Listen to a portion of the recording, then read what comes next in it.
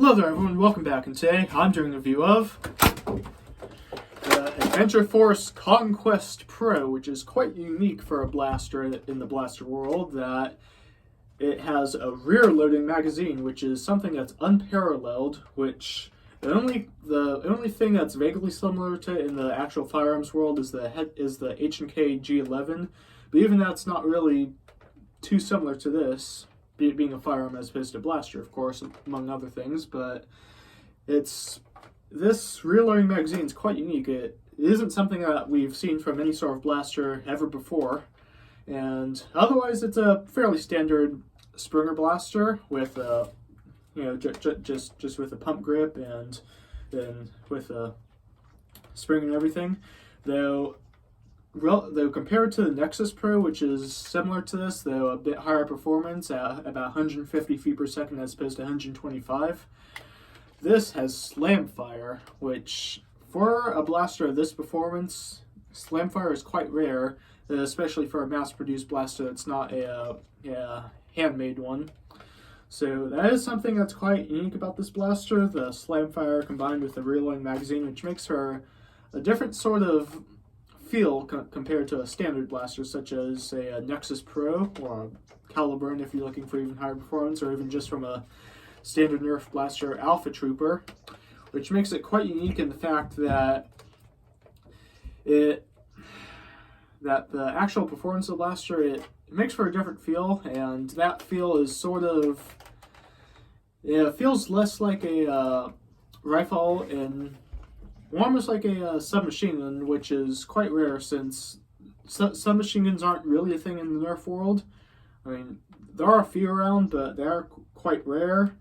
But even though this is semi-automatic and it's actually fired manually from a magazine, it feels a lot like a real-world submachine gun almost, which is quite unique and makes for a different feel because as opposed to normal one where you can shoulder it, or a Nexus Pro for instance, this one you can't really shoulder since there's no stock, so it almost feels better and also because the grips are slanted more than the usual one, it almost feels better to hip fire it, especially with the slam fire. Makes that quite effective. And there's not a whole lot else to go over. Cosmetically, the actual look of the blaster is pretty similar to the Nexus Pro. The back of it, of course, is different because of the mechanism. If I turn around, looks pretty similar. On both sides, there's not really any paint, but Dark Zone does have a good way of putting in the indentations and then the different colored plastic.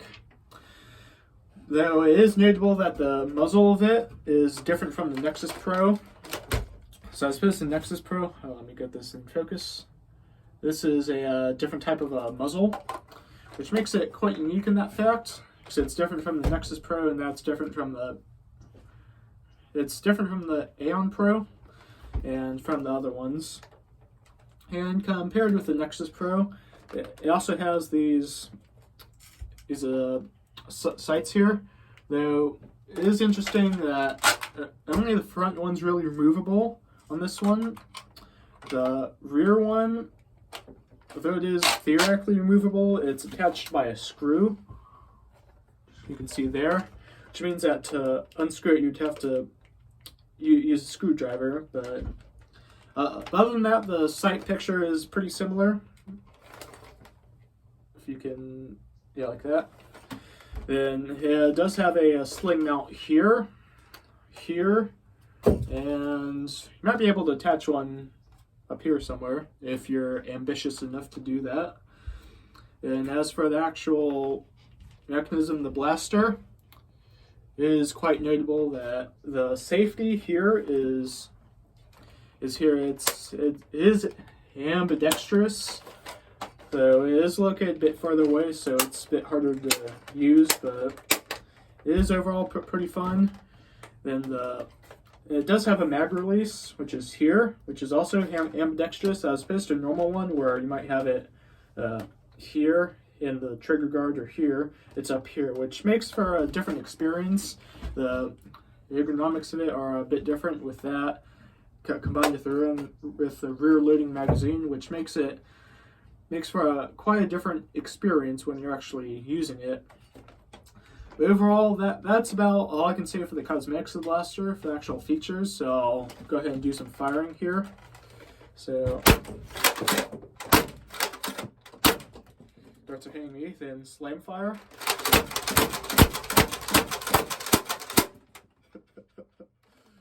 Slam fire. Anyways, yeah, so that's the performance of the blaster. It isn't like I said earlier, it isn't hit quite as hard as the Nexus Pro, though it is hit almost as hard, vaguely similar to an Aeon Pro in terms of actual power. It is notable that with it not having a stock, your accuracy might suffer a bit. The extra firepower that you might get from the slam fire should help to counteract that. And as for that, this is fairly comparable to Nexus Pro. It isn't really in the same class. So if you're looking for just a standard pump action Springer blaster, I would recommend the Nexus Pro, one's high performance. If you want one that's lower performance, the Villainator, or if you can get one Alpha Trooper. But overall, this is sort of in a different class, and it's not really a class that is really a thing with any other blasters that are prevalent out there. So it is quite unique in that fact. So if you're looking for a submachine gun-esque semi-automatic pump action Springer blaster with slam fire, this is pretty much the only option out on the market there, which it isn't perfect by any stretch of the imagination. There's some problems with I don't like the location of the mag release. I would like to be further back, but overall it's a pretty decent blaster, and that's all I really have to say about it.